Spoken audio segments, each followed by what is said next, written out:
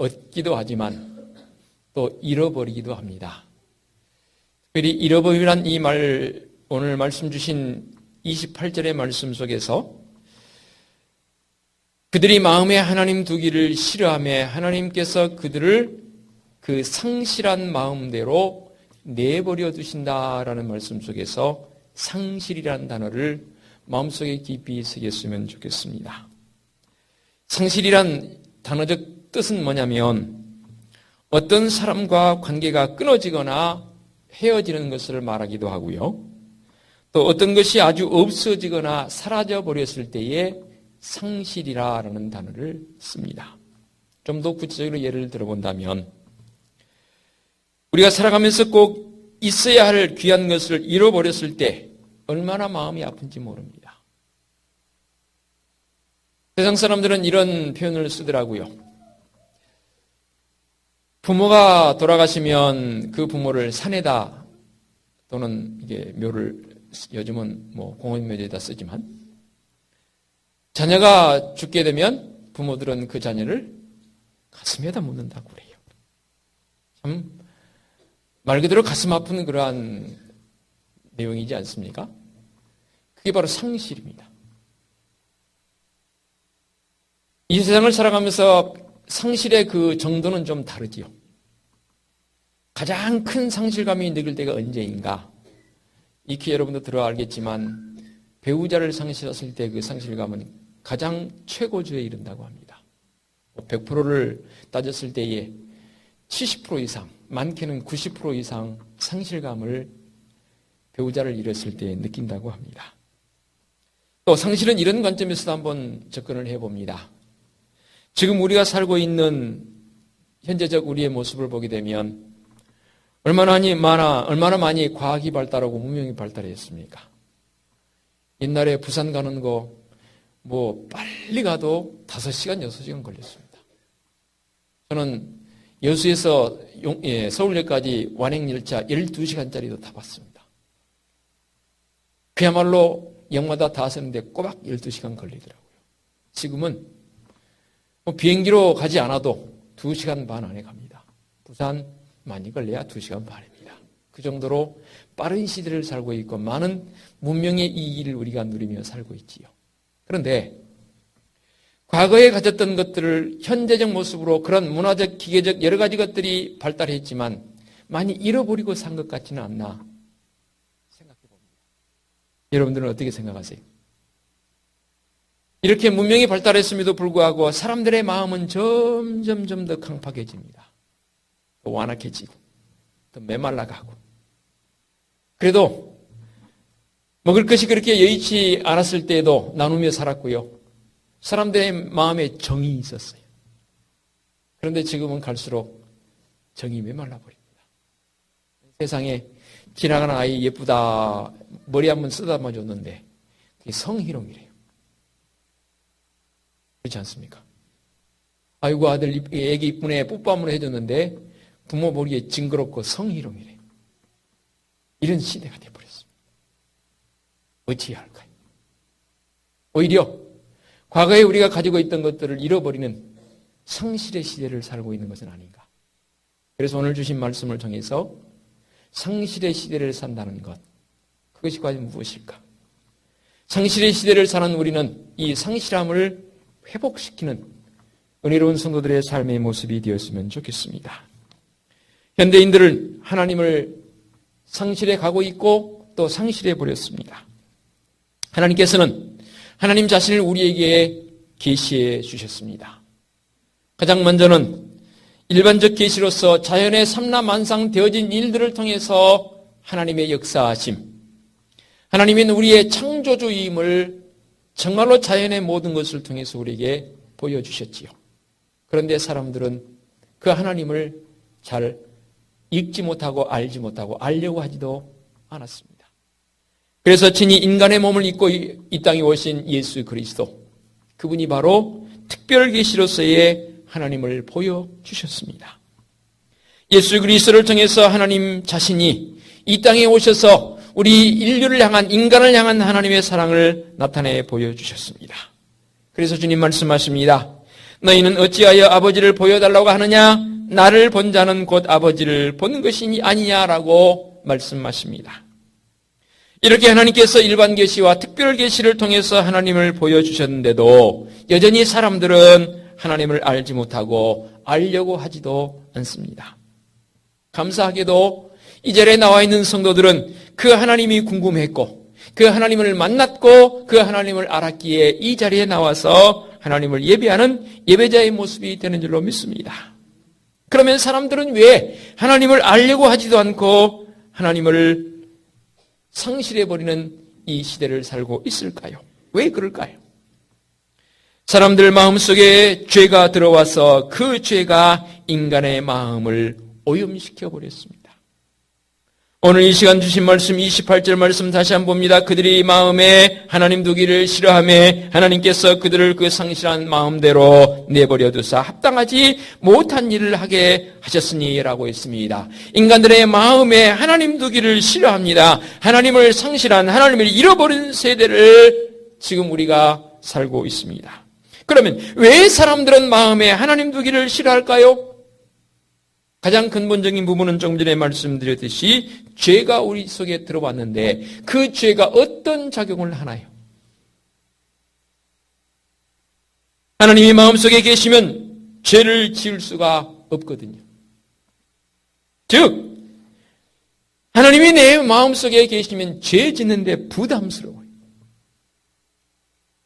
너무 직설적인 표현일까요? 죄 짓고 살고 싶은데 뭐 죄 짓는 게 여러분 뭐 도둑질하고 강도질하고 그런 것만 지라 생각하지 마세요.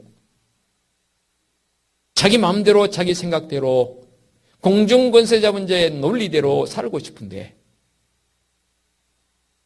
그렇게 살려니 마음속에 부담감이 가요. 산으로 들러가고 싶은데 꼭 족쇄 채우는 듯이 와서 주위를 거룩하게 지키려 하니까 그게 싫어요. 내 마음대로 살고 싶은데 구애받지 않고 살고 싶은데 구속시키니까 싫어요. 그러니까 마음속에 하나님을 두지 않아요. 두기를 싫어해요. 어둠은 빛을 싫어하게 되어 있습니다. 우리 하나님은 빛이 되시기 때문에 하나님이 마음속에 계시면 어두운 데서 죄를 짓는데 방해가 되거든요. 사람이 밝은 데서 죄 짓는 거 보셨습니까? 밤이나 어둑한 골목길에서 침침한 술집이나 나이트클럽 같은 데서 죄 짓지 백주대낮에 요즘 하기도 백주대낮에 죄 짓긴 하더라고요. 그러나 대부분은 백주대낮에는 죄 짓는 경우가 거의 드뭅니다. 사도 바울이 데살로니가 교회 성도장에서 이렇게 권면의 편지를 썼습니다. 데살로니가서 5장 4절로 8절 말씀. 형제들아 너희는 어둠에 있지 아니하며 그날이 도둑같이 너희에게 임하지 못하리니 너희는 다 빛의 아들이요 낮의 아들이라. 우리가 밤이나 어둠에 속하지 아니하나니 그러므로 우리는 다른 이들과 같이 자지 말고 오직 깨어 정신을 차릴지라. 자는 자들은 밤에 자고 취하는 자들은 밤에 취하되 우리는 낮에 속하였으니 정신을 차리고 믿음과 사랑의 호심경을 붙이고 구원의 소망의 투구를 쓰자.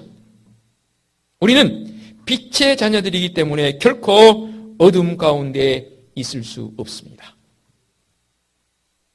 거듭 말씀드립니다. 현대인들은 하나님을 상실해버렸습니다. 그리고 그 자리를 돈으로 채우려고 합니다. 아니, 채워버렸습니다.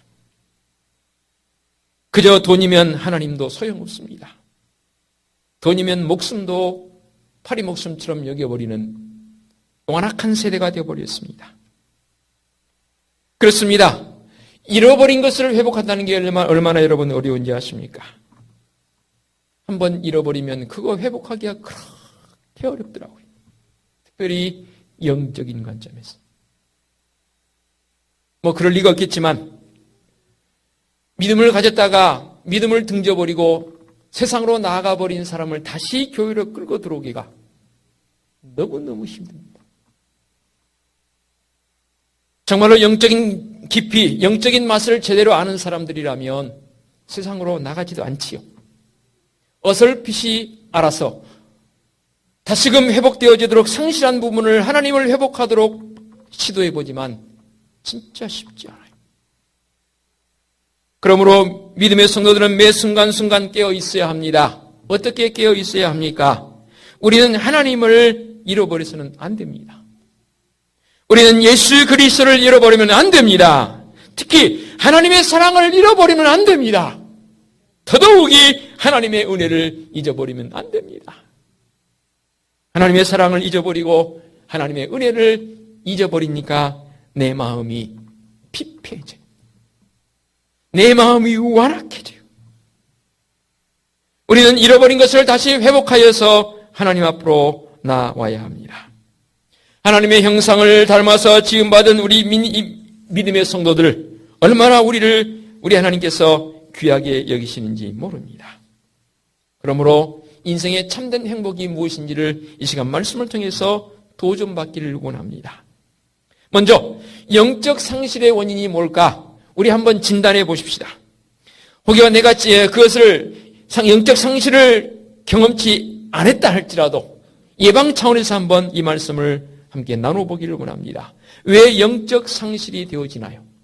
가장 먼저는 무지하기 때문입니다. 즉 인간은 하나님을 경외하도록 그리고 그렇게 살도록 지음받았습니다. 그런데 죄악된 모습이 우리 속에 들어옴을 통해서 하나님이 우리의 창조주임을, 오늘도 나의 안고 일어섬을 아시고 내 생각을 아시고 내 머리털까지도 세심받아 주시고, 욥이 고백했던 것처럼 내가 침을 꼴깍 삼키는 동안도 하나님께서는 나를 주관하시고 나를 이끌어 주시는데 그것을 잃어버리고 산다니, 아니 그것 자체를 모르고 산 이 인생 얼마나 불쌍한 인생이고 무지한 인생입니까? 육적인 일에 대한 인생들의 지혜는 끊임없이 사람들이 발전을 시킵니다.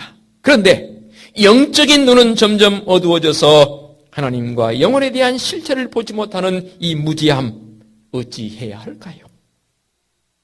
결국 생명의 근원이신 하나님을 우리는 회복해야 합니다.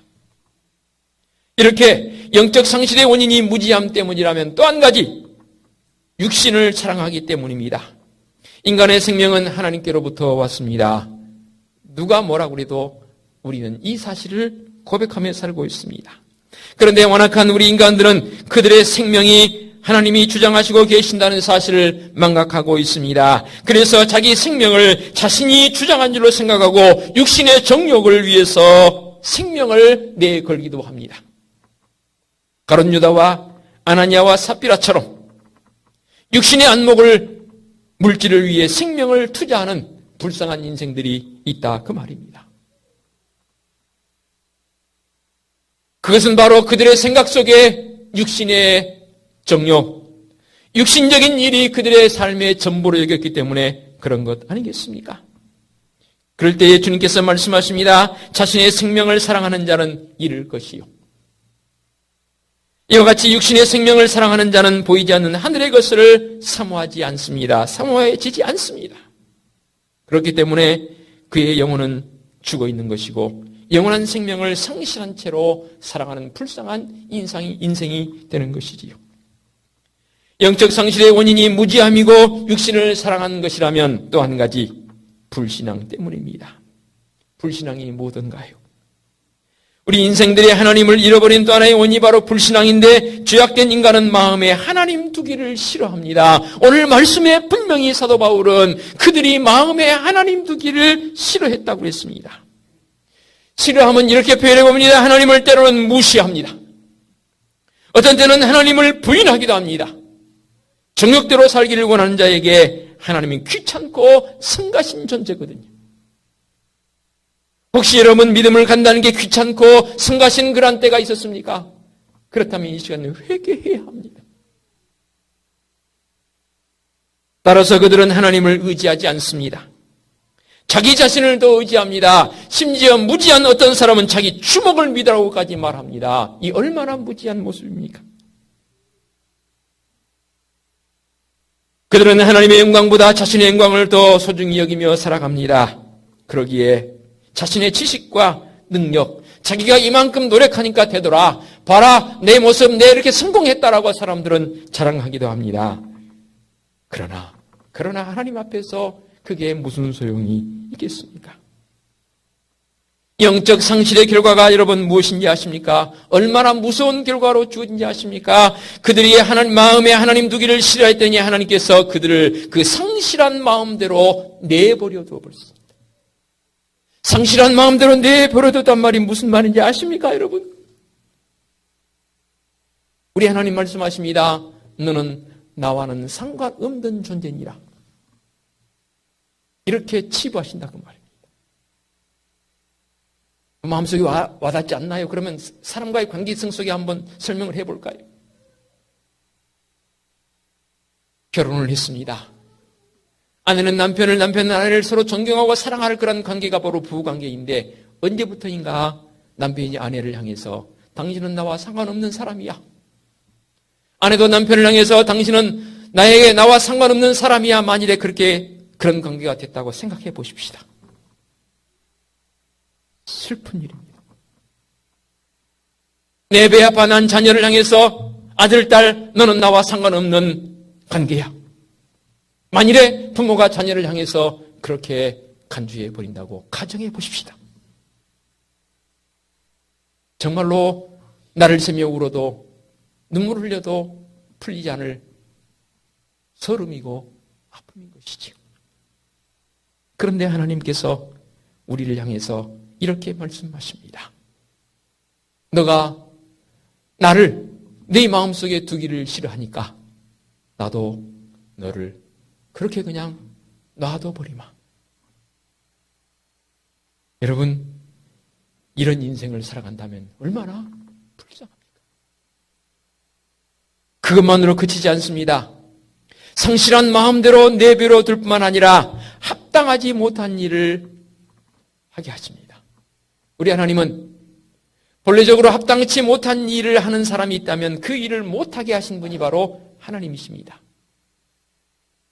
내 배 아파 난 자녀가 그릇된 길로 갑니다. 그 그릇된 합당치 못한 일이 뭡니까? 오늘 29절에서 31절까지의 말씀으로 제가 이 가지수를 헤아려 보니까 21가지나 되더라고요. 대표성을 가진 것이죠. 21가지만 되겠습니까? 합당치 못한 일이. 그런데 내 자녀가 그 일을 행하고 있습니다. 그러면 정상적인 부모라면 이 합당치 못한 일을 하고 있는 자녀를 향해서 어떻게 해야 합니까? 불러다 놓고 훈계해야지. 훈계해도 말 안 들으면 어떻게 해요? 때려야 됩니다. 뭐 좀 체벌 못하게 한다고 그러는데 안 해요. 맞을질 한 사람은 때려야 됩니다. 합당치 못한 일을 하게 그냥 놔둬버리죠. 이건 부모도 아니고요. 관계가 이건 형성되지 않습니다. 일일이 제가 29절로 31절까지 말씀 합당치 못한 일 열거하지 않겠습니다. 참으로 불쌍한 인생이지요. 여러분, 이 세상에서 가장 불쌍한 인간이 누구입니까? 경제적 어려움 때문에 시달리는 가난한 사람들입니까? 권력의 억압을 받는 민중들입니까? 남들처럼 배우지 못해서 한탄해하는 그런 사람들입니까? 아닙니다. 경제적 여유가 좀 없다 할지라도, 권력 앞에 내가 엄청난 억압을 당했다 할지라도, 남들처럼 마음이 배우지 못했다 할지라도 그 사람들에게는 하나님 만나면, 예수 그리스도 만나면 됩니다. 그런데 하나님 못 만난 인생들, 주님 못 만난 인생들, 그들이 정말 불쌍한 인생들 아니겠습니까? 그러면 다시 한번 말씀 속으로 들어가서 우리를 상실해버린 것을 회복할 수 있는 결단의 시간으로 나아갑니다. 상실이 아닌 회복 내지는 어둠이 우리에게 있어야 합니다. 어떤 모습으로 회복되어야 합니까? 영적 무지에서 벗어나야 합니다. 영적 무지에서 벗어날 수 있는 방법은 어떤 방법이 있을까요? 왕도가 없더라고요. 예배의 자리로 나와야 하고 말씀 앞에 서야 합니다. 그 방법 외에는 없습니다. 내 속에 정말로 주님의 말씀이 풍성하게 있을 때, 그래서 읽은 말씀 또 있고 읽은 말씀 또 있고 말씀을 읽을 뿐만 아니라 그 말씀을 외워서 내 삶의 좌표로 삼고 그 말씀을 주야로 묵상하는 시인들의 그 고백이 내 고백이 되어져서 읊조린단 말 여러분 아시지요? 수시로 하나님의 말씀의 법이 내 이 마음속에 내 이 기억 속에 있어서 그 말씀을 내 삶의 좌표로 삼아서 그 말씀을 따라 나아가는 자들을 무지에서 충분히 벗어난 자들이라고 저는 분명히 확신을 갖습니다. 그렇습니다. 아버지 앞에 우리는 이 무지함을 던져버려야 합니다. 그리고 말씀을 통해서 이 무지를 극복하고 정말로 믿음 앞에 바로 서가는 성도들 되어주시기 바랍니다. 아울러서 두 번째로 제가 강조했던 부분입니다. 육신을 사랑하는 자들 하나님을 잃어버린다고 그랬지요. 반대로 하나님 사랑하는 자들이어야 합니다. 그 사랑의 방법은 무엇인가요? 여러분 한번 제게 가르쳐 주실래요? 어떻게 하는 것이 하나님 사랑하는 법인가요? 하나님 사랑하시니까 여러분 이 자리에 앉아 계시잖아요. 저도 하나님 사랑하니까 이 자리에 서서 선포자가 되는 것이고요. 제 방법은 제가 알고 있는데 여러분의 방법을 혹시 알려달라고 말입니다. 어떻게 하는 것이 하나님 사랑하는 방법인가요? 많은 것이 있겠지만 저는 이렇게 결론을 맺습니다. 지난주에 산상변모 주일이었습니다. 하늘에 소리가 있어 이르시되 이는 내 사랑하는 아들이요 내 기뻐하는 자라. 너희는 그의 말을 들으라. 하나님 사랑하는 방법 여러 가지 있긴 해요. 그러나 저는 말씀을 통해서 찾을 수 있는 유일한 길이 있다면 바로 내 사랑하는 아들이요 내 기뻐하는 자라 여기시는 예수 그리스도 너희는 그 말을 들으라. 예수 그리스도의 마음을 갖는 것, 내가 예수 그리스도를 나의 구원의 주님으로 고백하며 사는 것, 이것이 바로 가장 큰 하나님 사랑하는 방법인 줄로 믿습니다. 그래서 기도하는 거예요. 하나님 오늘도 내 마음속에 주 예수 그리스도의 마음을 주세요.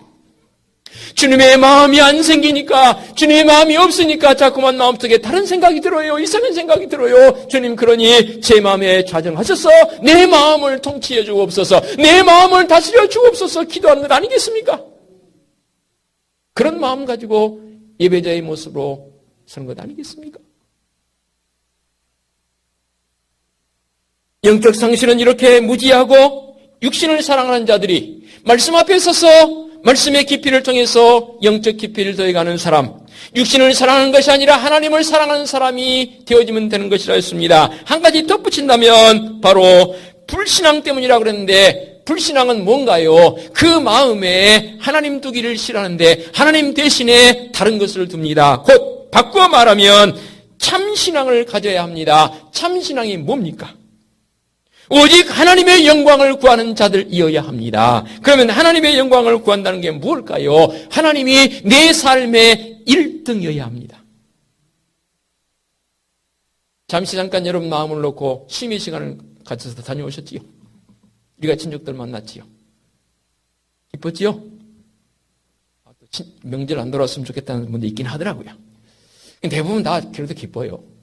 우리 며느리들은 주방에서 음식 만드느라고 고생하지만 그래도 기뻐요. 제가 무리한 표현을 해보겠습니다. 음식 만들면서 기쁘고 즐거운 내 자식 입에, 내 자녀들 입에 음식 들어가는 거 보면서 흡족해하는 그 부모, 사실은 그래요. 그것마저도 그 자녀가 1등이 되어버리면 안 된다는 말이에요. 설거지하면서도 왜 나만 설거지해야 돼? 왜 딸들은 와서 그냥 먹고 놀고 왜 나는 며느리 내만 설거지해야 돼? 라고 그렇게 불평을 받는 순간도 죄송합니다. 하나님이 1등이 아닙니다. 불평이 1등입니다. 무엇을 하든 내 마음속에 하나님이 1등이 되어져야 합니다. 1등이 안 되니까 얼굴이 울그락불락 돼요. 1등이 안 되니까, 하나님이 1등이 안 되니까 금방 화가 나요. 하나님이 1등만 되면